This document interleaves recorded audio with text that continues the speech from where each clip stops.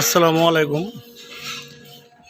দেশ ও প্রবাসী ভাইরা, এই যে আমাদের ডিজাইনের কাম করা হচ্ছে পাবনা জেলার ভিতরে, দক্ষ কারিগরের সাথে কাম করে দেওয়া হবে। এগুলো আমার চারার কাম, কেবল করে আজকে থেকে শুরু করছে চারার কাম। কালকে থেকে চারার কাম কাটা হবে। এই কাম যাদের করার করবেন, যারা আমাদের স্ক্রিন নাম্বারে যোগাযোগ করবেন। বাংলাদেশের যে কোনো জায়গাতে কাম করে দেওয়া হবে।